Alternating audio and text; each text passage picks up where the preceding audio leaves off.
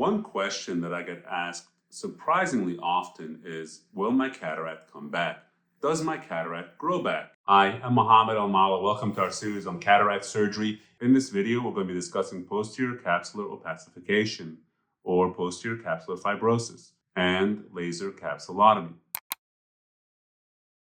So a cataract cannot grow back.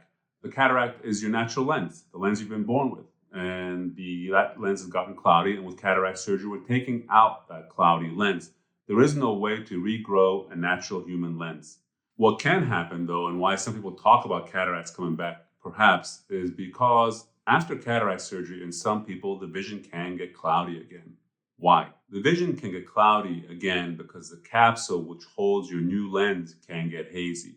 Well, why is that capsule still there? The capsule which holds your artificial lens is the same capsule which held your original cataract, your natural lens, the same capsule you've had your entire life. When we do cataract surgery, we go to great length and efforts to keep that capsule intact. We evacuate the cataract or the cloudy lens from inside that capsule and leave the capsule intact. And then we put the new lens inside that same capsule. Fantastic. Well, over time, cells that are still there can proliferate and grow across that membrane, and they make that membrane, the posterior capsule, hazy. It's called the posterior capsule because it's the part of the capsule that's behind the lens. So what happens then? Well, to many people, it feels like the cataract is back. The vision gets hazy. They start having glare around lights at night again, and they just notice a significant drop-off in their vision or how well they see. The good news is that there is a relatively easy solution to correct this. We can take a laser and make a small opening in the posterior capsule that corresponds to the visual axis that allows light to travel into the eye again and be focused onto the retina.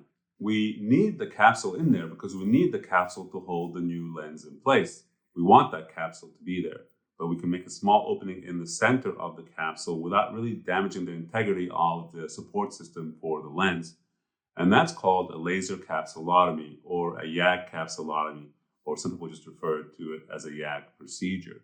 There are all sorts of names. I've heard patients refer to this procedure: cleaning the lens, wiping the lens, removing some scar tissue from the lens has gotten hazy. The lens itself has not gotten hazy. It's the capsule which holds the lens in place. So what happens with that procedure? The pupil is dilated on the day of the procedure.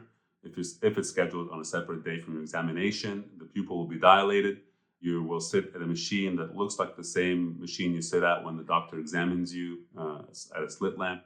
And there will be a laser attached to the slit lamp. The surgeon will fire the laser for about 1 or 2 minutes, or even less, until they create a nice opening in that posterior capsule. For the rest of the day, the vision may still be a little bit blurred because your pupil will still be dilated, but really by that evening or definitely by the next morning, you should start noticing an improvement in the vision. Of course, whenever I evaluate a patient for a laser capsulotomy, I want to make sure there's no other reason why the vision is blurred, just like I would for a cataract patient. I like to take a look at the macula and make sure there's no other explanation for the vision being blurred. But in most cases, it's pretty obvious whenever the posterior capsule is hazy, and it's pretty obvious that that's at least going to provide some improvement for the patient. As far as restrictions afterwards, really, there are none. I don't place my patients on any restrictions after having a laser capsulotomy. There's no drops that I have them use afterwards, and they can go about and continue their regular activity. What are the risks of having a laser capsulotomy? It is one of the more benign procedures we do. The risk of getting a retinal tear or detachment with laser capsulotomy is low. It's less than 1%.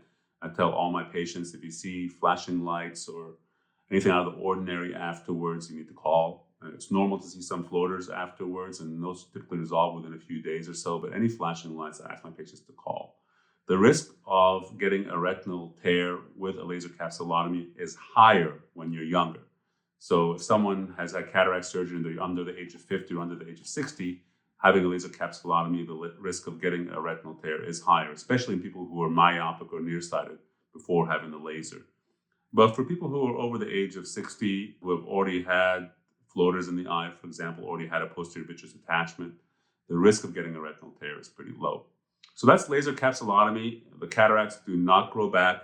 the capsule which holds the new lens can get hazy, and in general, it's an easy fix.